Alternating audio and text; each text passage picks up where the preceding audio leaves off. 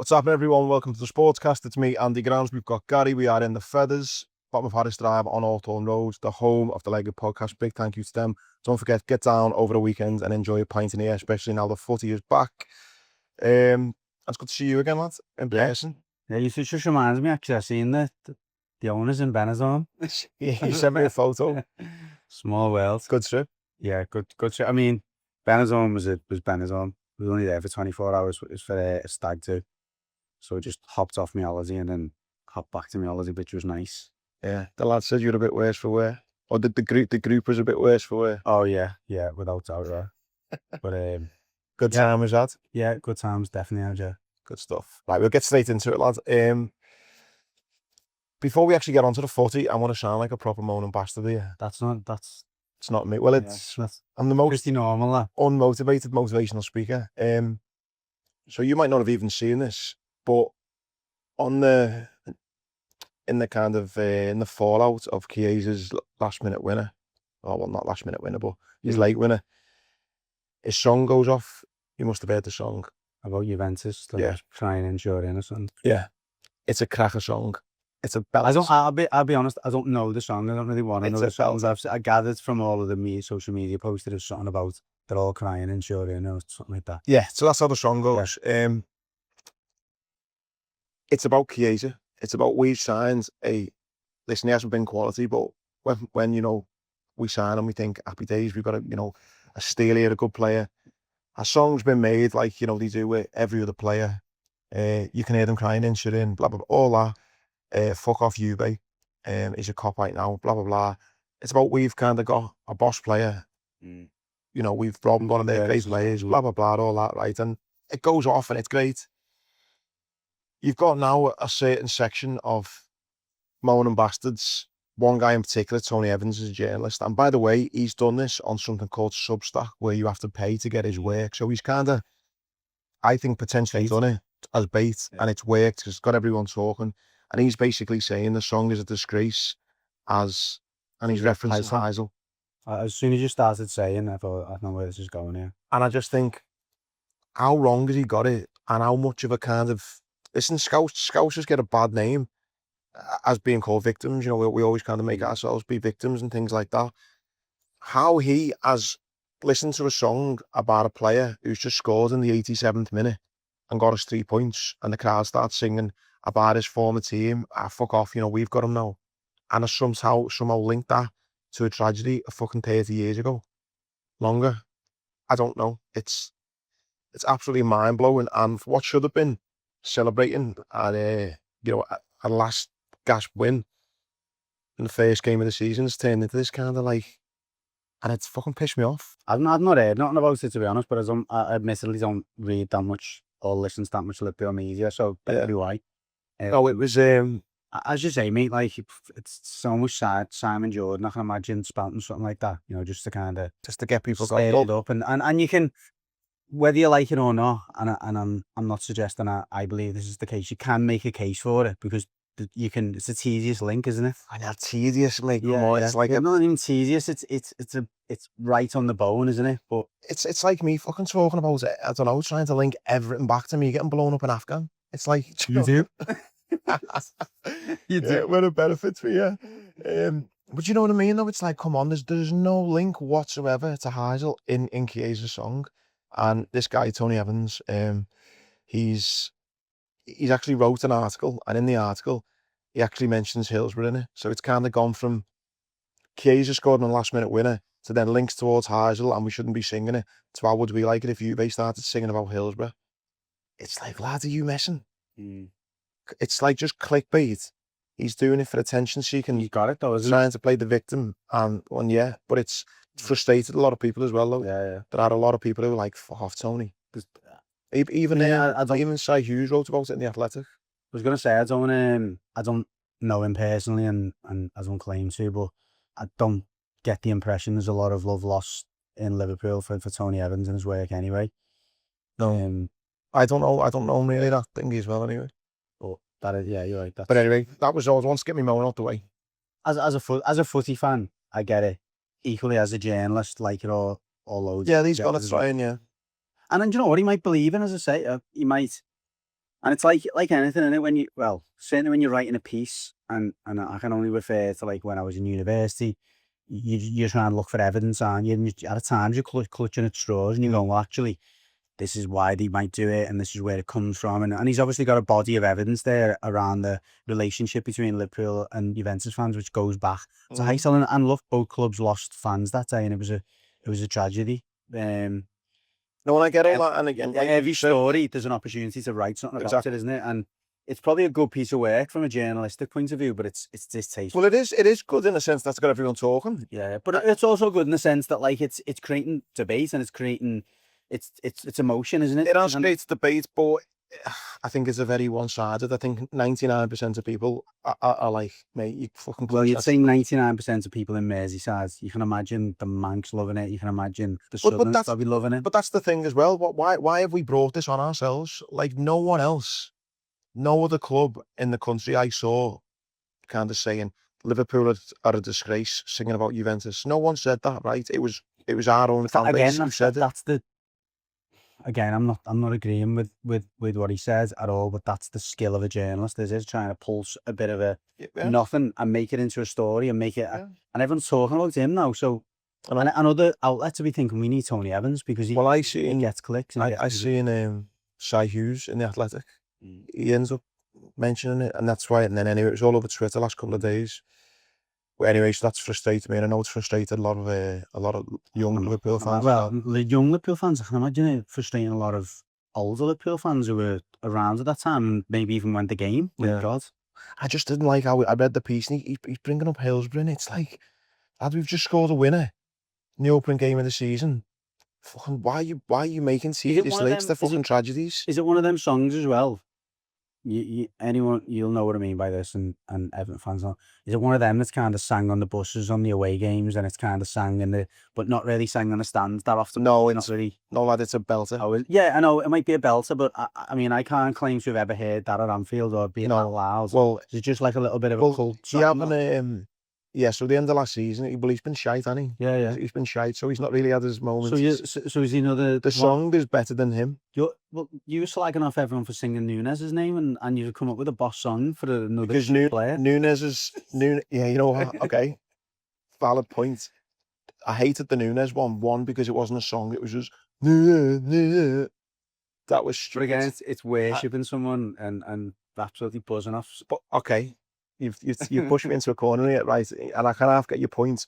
But Nunez had chance after chance after chance. Chiesa's been injured. I think he's played 6 games. I think he scored 1 goal. Well, he scored a couple of goals. But his song is great. And it's obviously when he scored the winner, it was getting, blasted in Anfield for the last 5 minutes. Proper let off. Loads of emotion. Everyone loved it there. And then in the aftermath, it was, it's a bit offensive, this song, which I think's pissed a few people off, as me. But hopefully he can play a bit better and we learn it a bit more, because the song... Is that a segue into the game then? Yeah, let's go into the game, because I thought, trying to get my mind back to it now. So I watched it on a link. Actually, someone sent me a link. Someone who listens to the pod sent me a link, 'cause I was away, to log into their Sky Go account, which was nice of them, to watch it, which I did. I thought, happy days, take the lead. The first goal was it's a TK, wasn't it? Yeah, good goal. Do you know what, as well? Listen, how can you say you've got doubts about him when he scored 2 in 2? But it was a bit fortuitous with he tries to meg him, he gets the lucky big shape. It was a bit Suarez, though. I think that there's you just seem to find a way to try and meg it constantly, and it just comes back to him all the time. I thought his finish, though, he was a little bit lucky with his finish. I thought that's why I thought it was quite Suarez. It's I don't. He did Suarez scored some great goals, didn't he? But there was loads of scruffy goals. But it's he just finds a way to. And I just, his finish just reminded me a bit of Nunez, in the sense that it wasn't clinical. Because if you look at the keeper kind of. But his ones never went in, though, did they? They were always the other way around. Well, that's why I'm saying he's like, because I got a bit nervous. I think Nunez has scarred me a bit in the sense that we bought a player similar amount. Nunez actually had better stats, albeit you could argue maybe a worse league. I don't know whether you describe the Portuguese worse than the German. No, the German league's stronger than the Portuguese league. Well, so anyways, and I just thought, I just don't want to get too excited about him too early because of Nunez. But listen, he scored 2 in 2. Happy with him, but I'm not getting I don't know if it was too excited. I don't know if it was Tony Cottee, Gary Lineker, or someone like that who said like good strikers are lucky strikers. Like you get those bounces, and I don't know if it's like anticipation or if it's just like timing or whatever. But like good strikers or good finishers are often described as being lucky because they just seem to always get the break. Yeah, and that's a fair one. Listen, and I sound like I'm being really harsh on him, and it is purely just my mindset in what Nunes, because I had Nunes had a good start as well. big hopes for the Charity Shield, remember, against Man City, and everyone was saying, yeah, because Haaland missed the City, didn't he?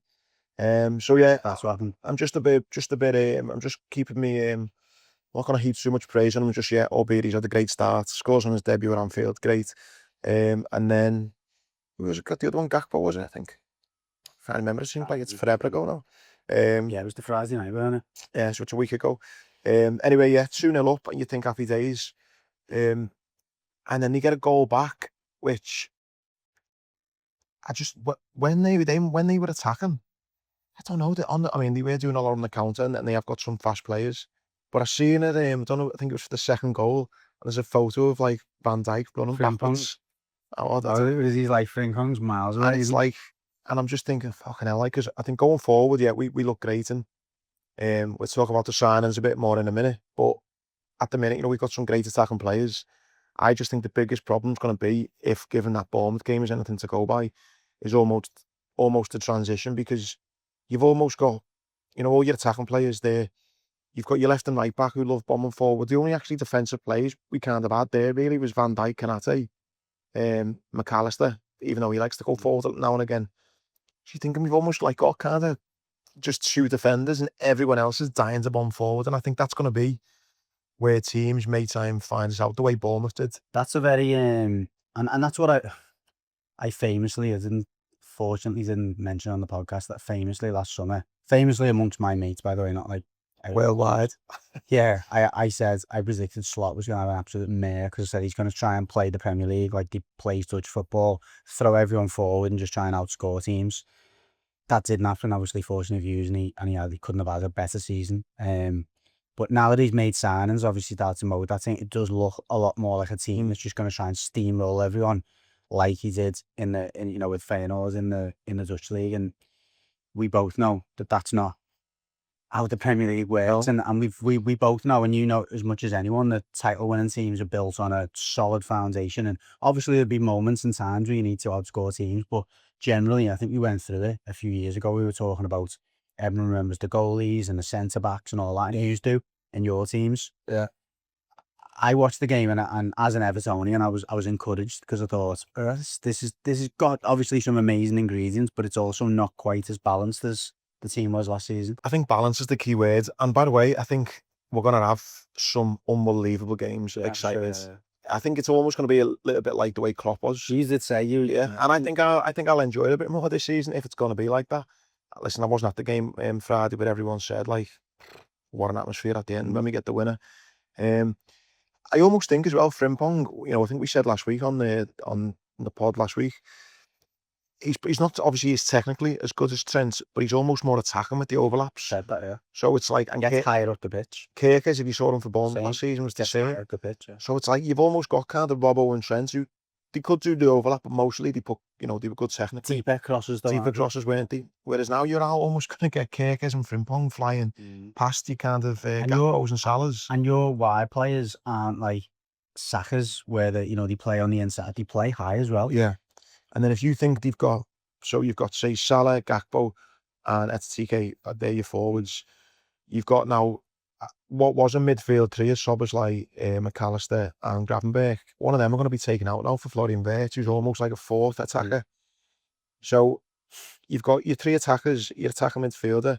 You've got your left and right back pushing on, which leaves you kind of two defenders and your two midfielders. Let's say one of the midfielders are pushing up as well. You're looking at probably only three players, covering if you're going to get a counter. And that's exactly what happened with Bournemouth's second goal. So that is the concerning thing. To bring it back to a positive, though, we have got goals in the team. Chiesa, like we just mentioned, he hasn't played well at all. It's his first goal, I think, in the Premier League.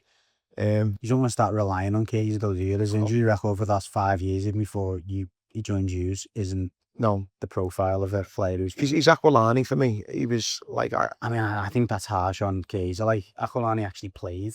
do you know, I think he played about 20 games, you know. But still, I think 15 of those 20 were probably in the first season. I think, no, we signed him injured, I think, as well. Listen, I don't know enough about Chiesa. All I know is he's fucking doesn't play. And he's only scored, I think he scored in the final, which... At least Chiesa's got pace, though. Do you know what I mean? Like, Aquilani was slow, and he was just too slow. So, too, like, wasn't strong enough. There was nothing about We've it. not had any great Italian players, you know.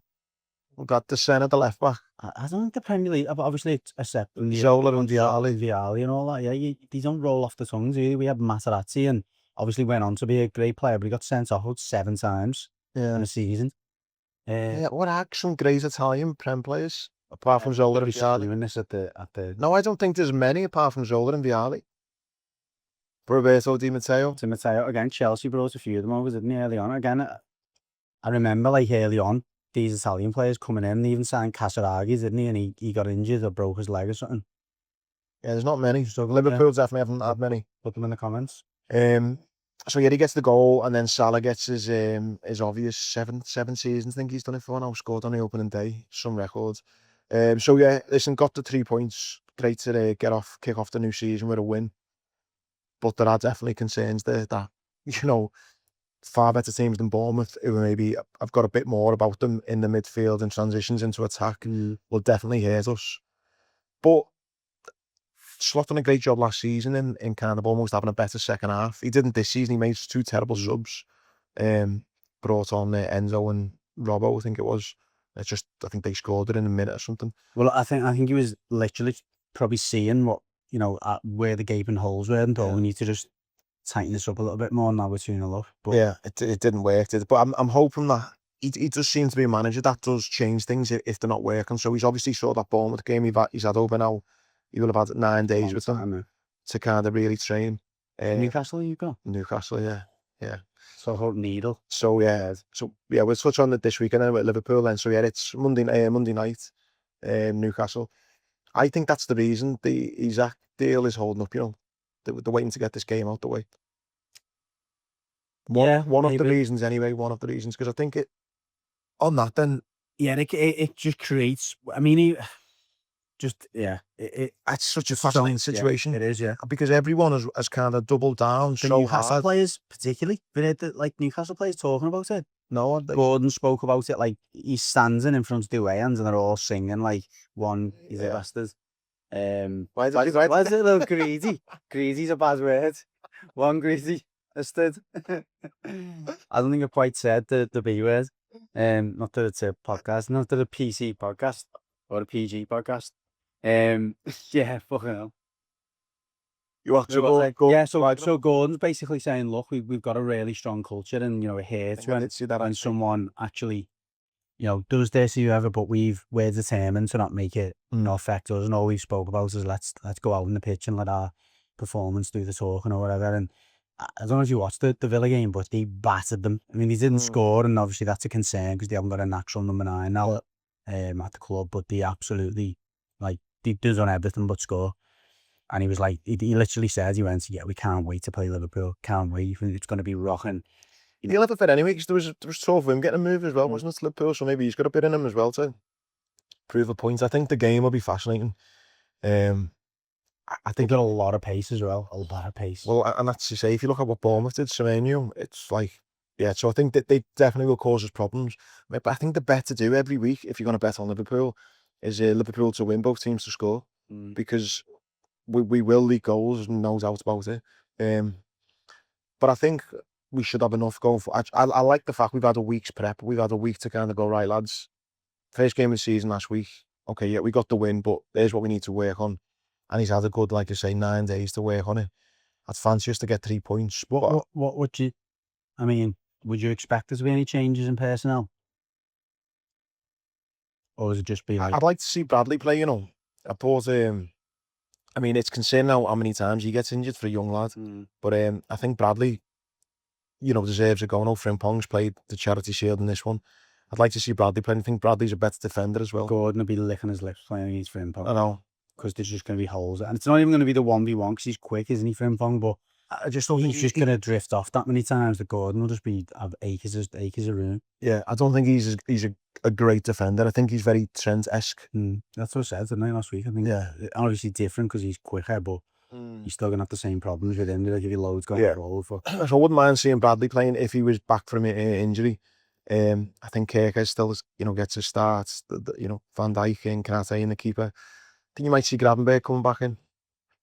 Maybe Szoboszlai drops to the bench. I'd say Gravenberch, McAllister and Brits up front. And then, Salah, Gakpo at TT. I think that'll be the starting 11. I think what bodes well for Newcastle is, I've been to St James's of an evening. It's always rocking with this extra needle and the Isak stuff going on. I think the atmosphere will be bouncing.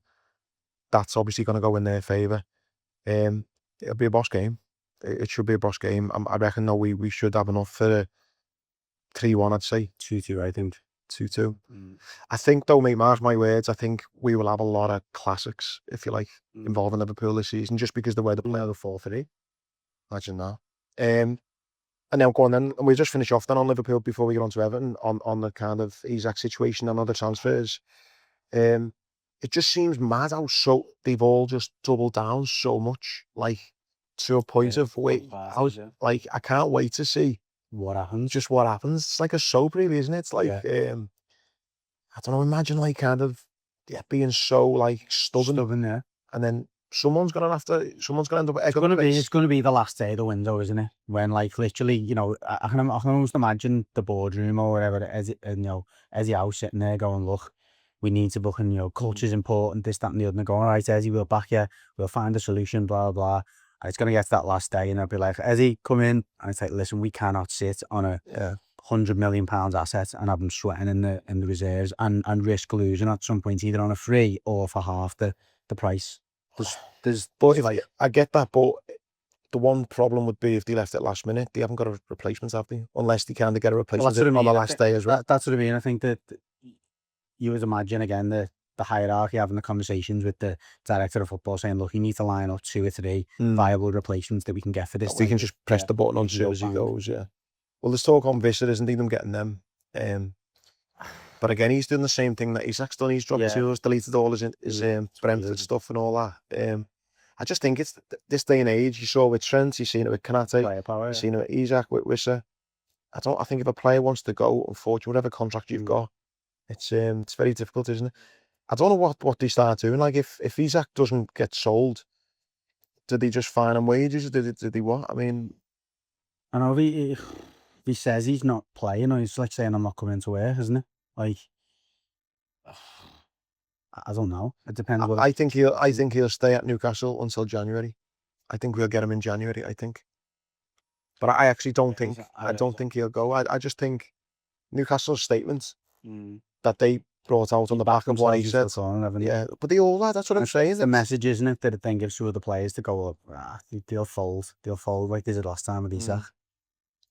So it is a mad one. Penny for the thoughts of Newcastle fans of that. I mean, I do know a few Newcastle fans, and they're kind of going, we'll be all right, we'll sort it out either one way or the other. I'm thinking, I don't know how I'd feel. I don't know. I think I'd want him gone, to be honest. I want him gone. But I wouldn't.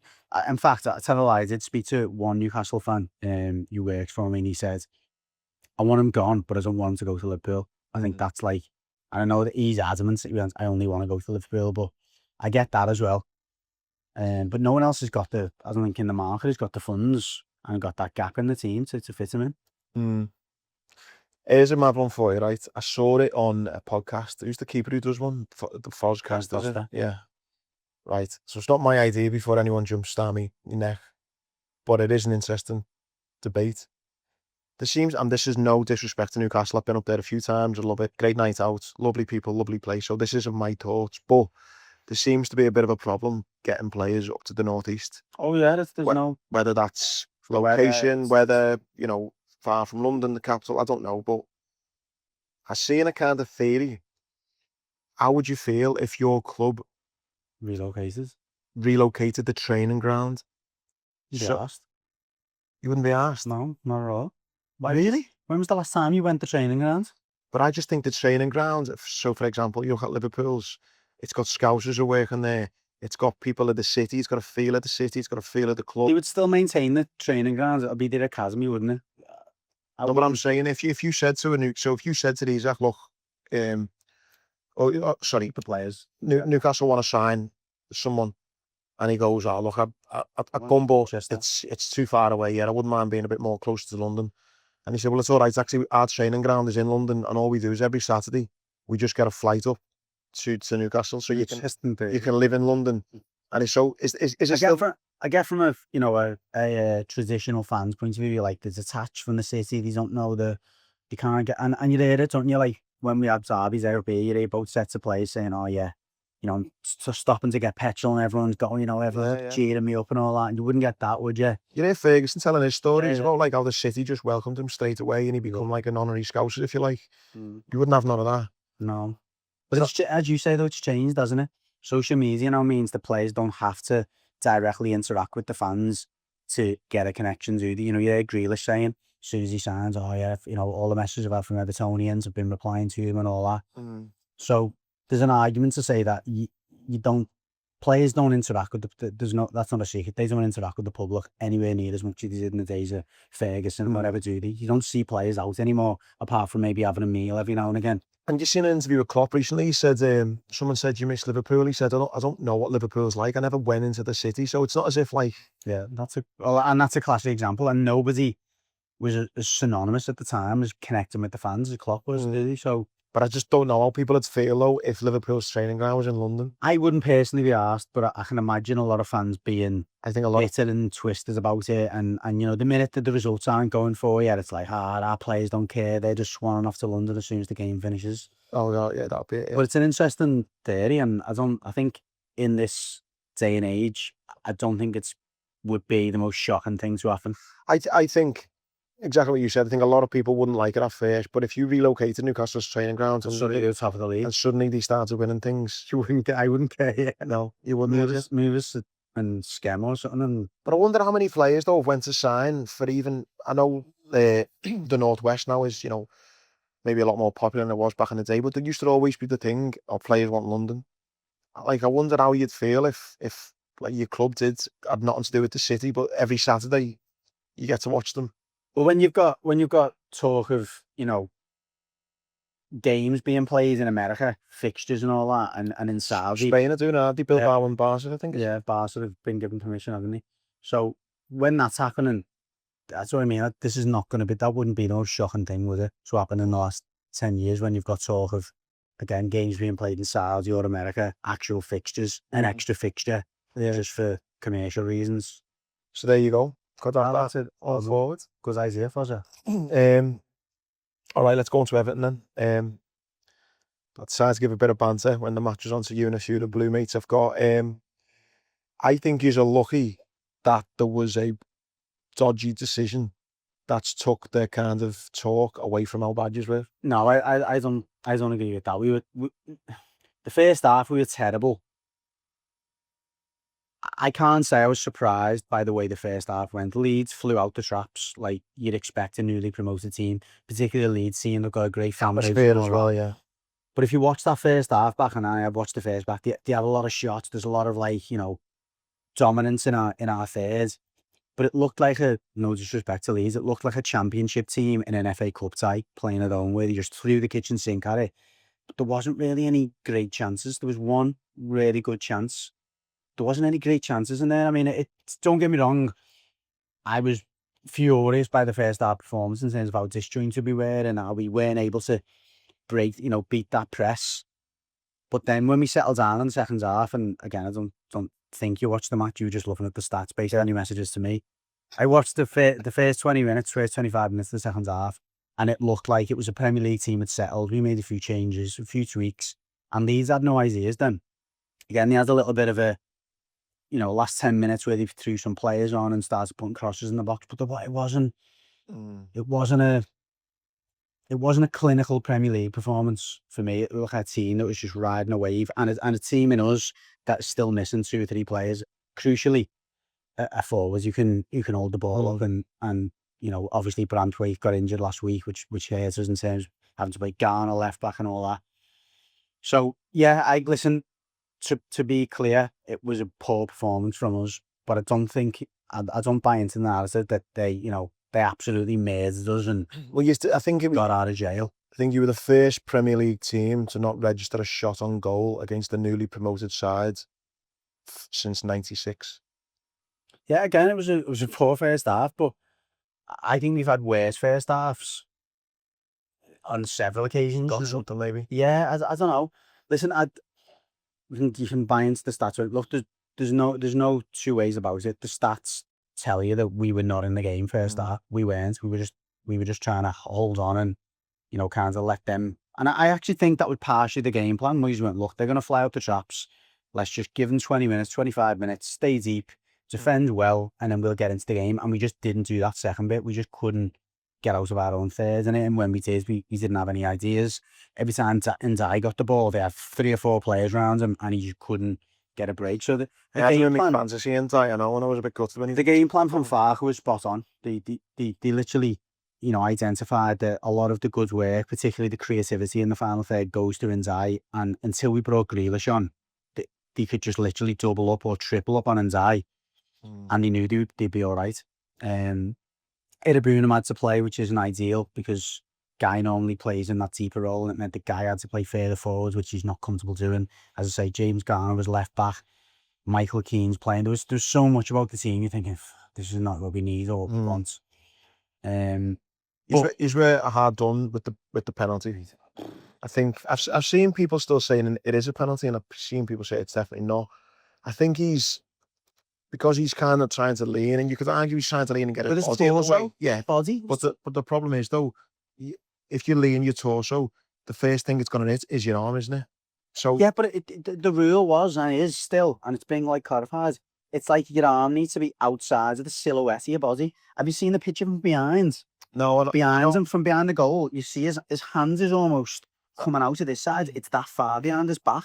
How much further can he can't. He'd have to dislocate his shoulder. No, I know. Remove his arm. It was. And he even goes, he says it's there, but he's like, it's tucked into my chest. I can't move it anymore.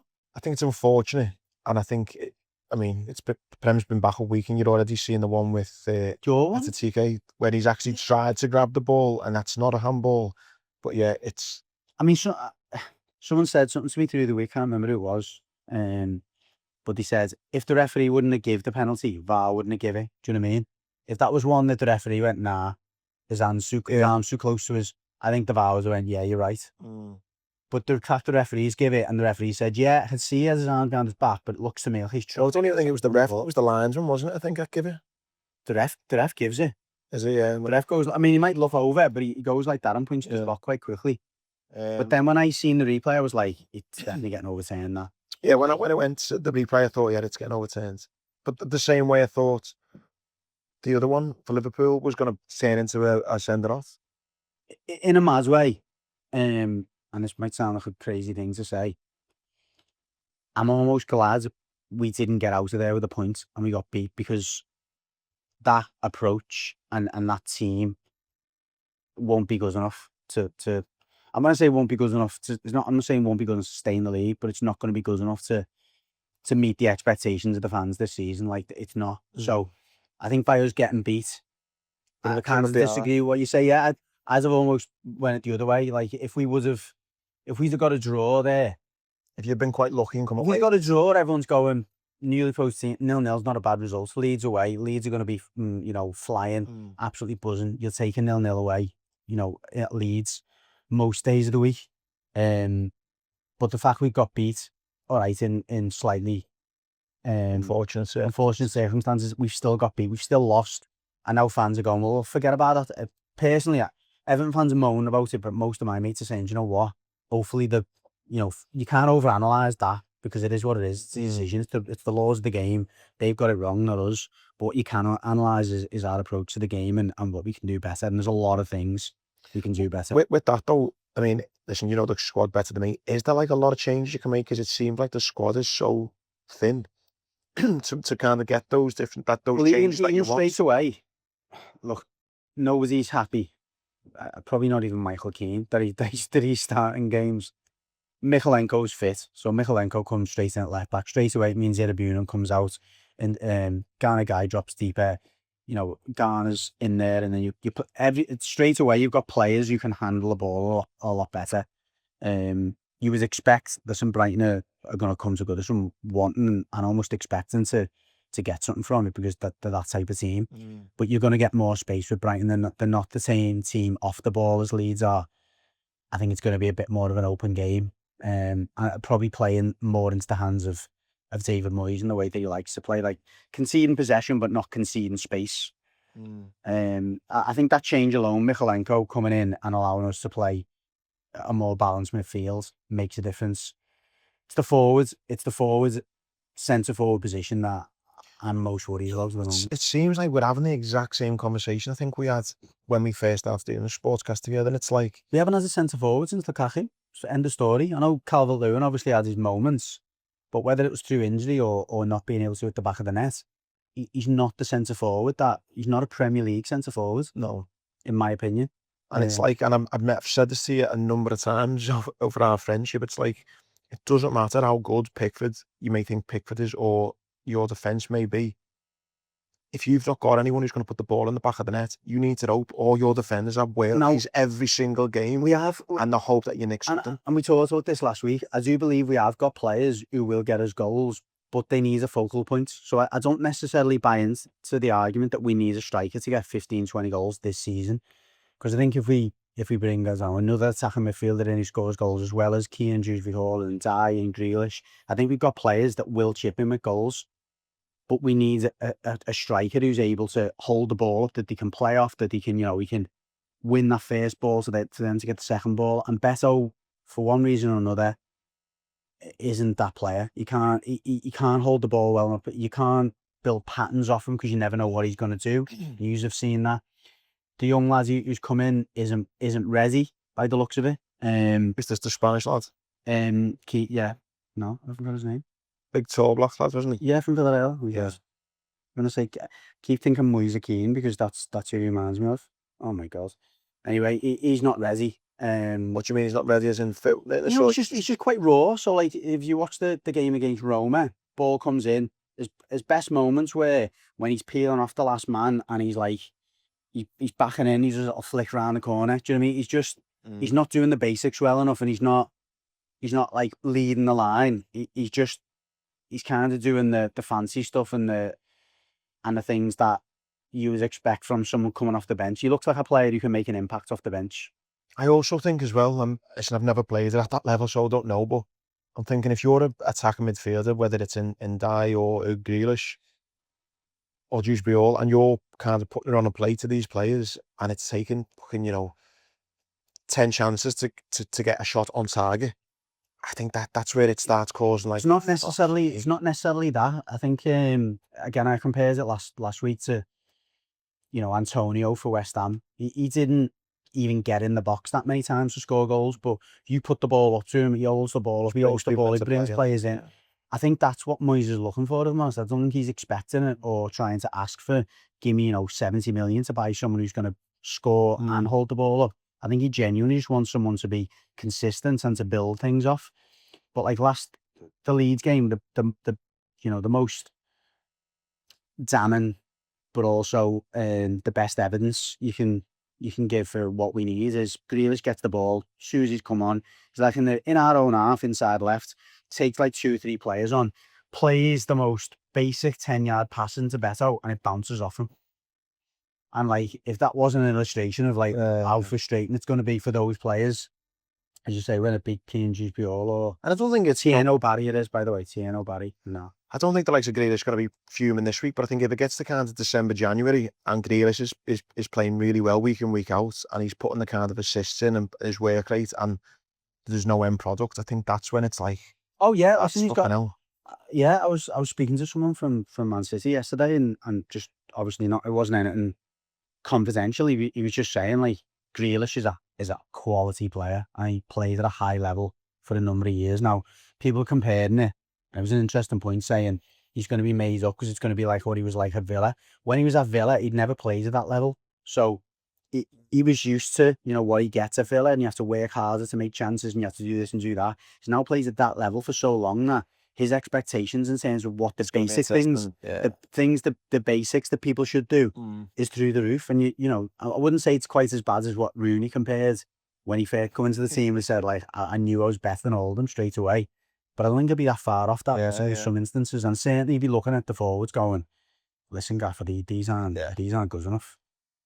Do you think then you're going to be able to get any players in? There's no doubt we will. There's absolutely no question about that. Whether it ends up being the players that we want is anyone's guess, because I think we're almost. I think it's been a bit of a merry-go-round. I think over the last week or two, where one player's moved there, it opens up, but I think it's stopped again now, and you've got like the top clubs that are looking to get one more player in, and then them other players like drop down. So you've seen us linked with like Højlund. I don't think that's going to happen. I think it's more likely he goes abroad. Again, you've seen us linked with Nicholas Jackson as well as others, but them moves aren't going to happen until one or two players move in. So dominoes start elsewhere. One interesting one, which would make a huge difference given the injury to Branthwaite, is Akanji. No, Ake, sorry, not Akanji. Nathan Ake, who's available at Man City. I saw Akanji looked at going to Galatasaray, I think it might. It's Ake, yeah. So Galatasaray has agreed a fee, but Ake basically says he didn't want to go, and now Everton have went, oh, sounds. Okay. He could make a difference, because he then allows you to go, okay, well, can we play a back three? You know, and you'd have O'Brien, Tarkowski and Ake, or, you know, it allows us to... options, isn't it? And also, I think one thing I did see, and I haven't seen this from an Everton team in a long time, Leeds bullied us in the air, and Leeds have signed a lot of particularly big players. Yeah, seeing the interview they've signed like all 6'5" people or something. Yeah, so I think that'll be another one that Moyes was probably looking at, going, okay, we brought in, as I say, Keane, Jude Bjorn and Grealish and this, that and the other, but maybe lost a bit of that physicality that we had with Calvert-Lewin, and obviously losing Branthwaite to injury. Decore was another. How long is Branthwaite out for? 4 to 6 weeks, I think. Hamstring, like pulls hamstring or something, so it's one of them. You worried for the weekend, or? Yeah, I am a little bit. I mean, I'm excited. Oliver's sitting over there on his iPad, but he's going to the first game with me, so I'm really looking forward to that. Obviously, it'll be a great occasion.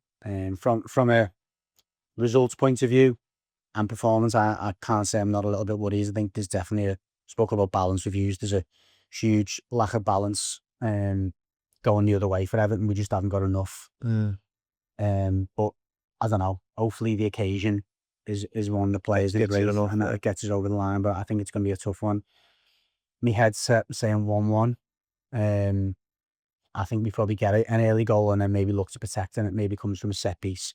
That's when you can probably have a bit more hope for against Brighton, who is against Leeds, is that we can probably get some set piece against them. But I don't know. I think it's going to be a tough one. 3 o'clock Saturday, is it? Sunday it is, not Saturday. Sunday. 2 o'clock Sunday. And just you actually going there, obviously new stadium, what's the crack going to be going there a bit earlier than you would normally? Or? Well, because I'm going with Oliver, I'm going to get Jen to drop me off near kind of Bank Hall and walk down. And then I'll probably get the train back, but just hang around a bit after it. Depending on how we got on, to be honest, whether he lasts the distance, which is always tough. But my dad's there as well, so I'll be flicking a coin to see who takes him home. Nice, man. The rest of the Prem then, thought Man City looked good, didn't he? Very good. And I think the interesting thing is, because there's been so much summer transfer news with Liverpool, obviously made some big noise. You've had the Club World Cup going on. I just think you've not really heard of Man City, have you? I think, and because they've had no friendlies as well, and they kind of got knocked out earlier, that World Club Cup, I just think they've been in the shadows. What we said as well, and we said this, I think I said this at the end of last season, like Man City are just building this for next season now. Like you can see they're bringing players in, they're out of the title race, so to speak, and it's almost like this is a pre-season for them. Yeah, I think you did say that. Because they got the players in January, they used the rest of the season as like, okay, well, let's just bed these in. And that's the benefit of doing that. I always think when you've got a team that goes from one season into the next with relatively the same players, they'll always start the season better and look a bit more balanced. I think the players they brought in, I think because they were like all around 30, 40, 50 mils, there was no like 80 or 90 mils. You kind of think, are they actually all right? But I think that Dutch lad they've got, Reinders, is it? Reinders from AC Milan. Is it AC Milan, was it? He's a big lad as well, isn't he? You're like, wow, I think they're probably one of the best man of the match. Debuts of the Premier League, yeah.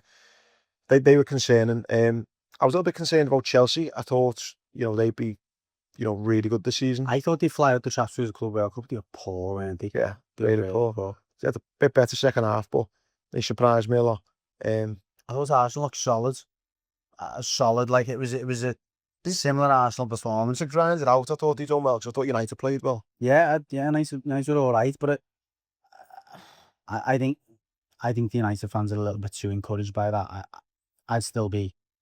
Well, they were on those listeners to TalkSport, mate. They were ringing up as if they've just won the Champions League or something. Yeah, like you still haven't scored at home. Still got beat. Still got beat, didn't score. You were 1-0 down, so it wasn't as if like it was like you were in the game for ages. Arsenal were in front for nearly the whole game. So, and I don't think Arsenal. I just think Arsenal looked solid. I don't think they had to do much. Didn't even have to get out of second gear really, because they were in front for so long. And this Arsenal team, like, you know, whether you criticise them or not, generally under Arteta, if they get in front, they stay in front.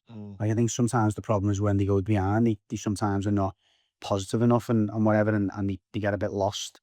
But when they go in front, they're solid. So it was a soft goal to concede. Yeah. Great goal. He's one at the corner. Yeah, your goalie's terrible. He's terrible, him. Oh, yeah. I mean, I think Onana's crap, but I think it's better than him. Gets a bit more physical. I think he probably does and comes for it. If he just punched that. Yeah. He just like kind of flapped at it, didn't he? But I think for Arsenal as well, it looks like they're going to get Eze. A bid's just been accepted this morning. That's done, I think. Yeah, it's done. Which is, I mean, that I would have went for him, you know, Liverpool. Eze, Odegaard, and Saka, they're going to be good. Is strong, and then you've got Zubimendi and Rice behind them, and obviously the back four is really strong. I think that, like we said last week, I don't go back on any of the stuff we said last week. I know the top two we changed, but I think they're going to be there or thereabouts. On the evidence of last weekend's, Chelsea probably still aren't close enough, and maybe they finish fourth, but you don't know, do you?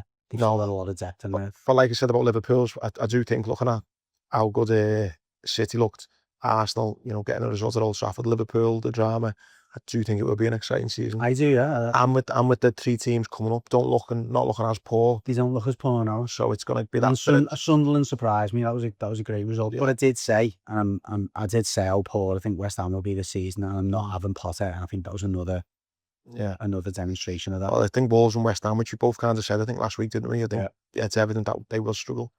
Brentford weren't great either. No. Was it 3-1, was it? Yeah. It's Forest, yeah. Got beat 3-1. Jordan Henderson was terrible. Come on, didn't he, off the bench? He was awful. Was he? Oh my God, it was like watching a snail trying to like compete with the ants. It was just like, it was bad. No, I'm not seeing it. He had something like 16 touches and only like 2 successful passes, and it was just, it was bad. But you're saying about the likes of Grealish going to Everton, you wonder what like the drop-off for Henderson's been, if you think of that kind of work ethic of the Liverpool team he's in. I don't know what it's like at Brentford now, but you're like... Went to Ajax, didn't he, for the season or two, and I think you go and play in the Dutch league and so much slower anyway. And I think he always had that. Ajax were going for the title, so there still would have been that kind of winning element to like their attitude. Yeah. Not saying Brentford aren't winners, but it's got to be a lot different, innit? Yeah.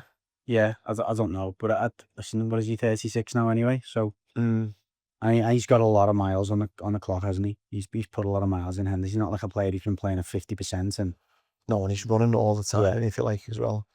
His arms must be tired, all the pointing he's doing. His throat must be killing now as well. Yeah, don't start hating on him, lad. Right, away from footy then, the boxing last weekend, thought was, I didn't watch them all, I only watched the highlights. Nick Ball obviously got his victory after 12 rounds. It's good, it was a good fight.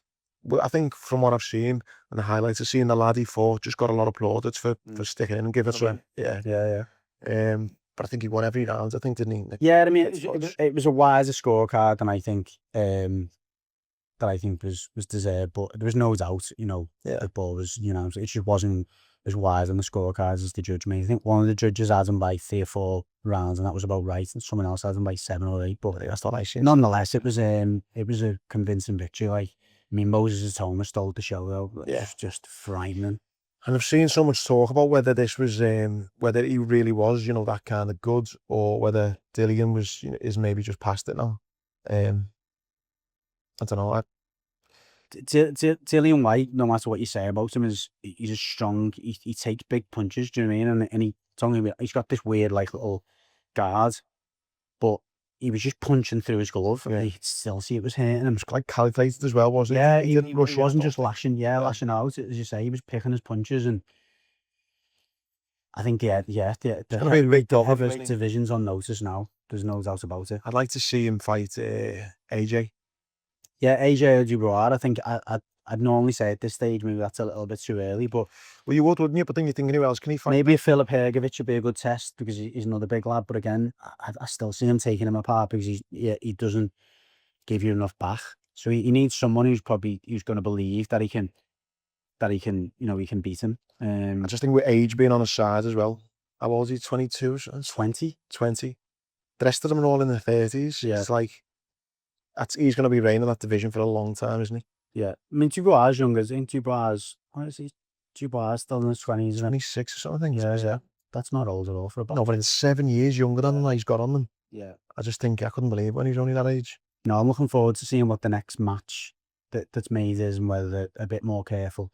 I mean, Frank Warren is a lot more calculated and I mean, they all are. You know, he's a massive asset and they've just got to be careful with this next fight. They don't go too big too early. But I thought Dillian White was a big test and I thought he showed a little bit more, but he clearly shown that he's not got the... Should really retire now, I think. Yeah, he didn't look fit enough. He looked like he'd trained for 3 or 4 rounds just to say, I'm going to give this a right go for 3 or 4 rounds. And he didn't even have that in him. Yeah, it was some bad knockout, yeah. I seen in the UFC as well, Hamzat beat I didn't see UFC. what's his name? Dubois, is it? Dupont. The South African lad, Duplessis. Right. Boring fight because the Hamzat just likes to wrestle and just took him down and just bare hooked him on the floor for like 5 rounds. So it wasn't the greatest fight, but that was someone put in one of our groups out, blah blah blah, boredom and Phil, one of our mates, who does jiu-jitsu, like, depends, you know, the beauties in the eye of the holes and all that was all kinds of great stuff going on, and that's true, isn't it? Yeah, I mean, he got them in the crucifix position where he just ties up his arms. It's Duplessis' arms and Duplessis there, and he's just fucking punching his face. So there's clearly a lot of skill in getting into that position. Yeah. But it was a boring fight, though. Like, yeah, no taken away from it. There's another lad as well, and I forget his name, but if you go on Paddy the Baddy's Instagram, another lad from their gym's just been signed to the UFC. Oh, wow. Can't remember his name now. So you got Paddy, Shem, and this Luke Riley, it might be, I think. So exciting times for that gym as well. Yeah, exciting times. Just thought it was interesting. I think that's it, mate. 52 minutes on the clock. Anything else? No, I think so. I was having a bit of a chat actually with one of the lads on Instagram who was talking about Emma Raducanu, and he just said something jokingly to me about her, and then I just checked randomly on Flash Scores, and she was playing as I randomly got this message in a doubles game.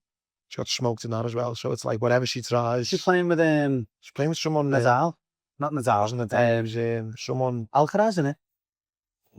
Sure, it's Alcaraz. She might be going out with him, you know. Yeah, it's Alcaraz because there was a rumor, wasn't it, that you were going out? I'm pretty sure. Don't think that's who she played though. I'm sure she was playing. No, go on a Flash Scores or something and go on in last tournament. But she played in a doubles. I fucking got beaten that. So I went on my little mini. Yeah, Alcaraz. Really? Raducanu and Alcaraz out as polarized US Open event starts.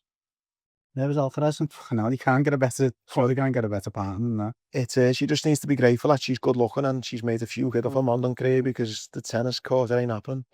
I mean, you know what? To be fair to her, jokes aside, she's been playing better recently. She has been competing. No, she has, yeah, but she's getting beat every week. She's not getting beat every week at all. What I will say, they would have really good looking kids then too. Oh my god!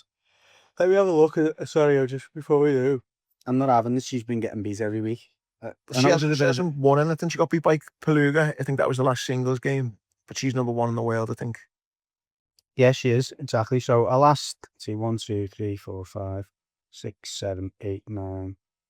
In the last 10 matches, she lost 4, won 6.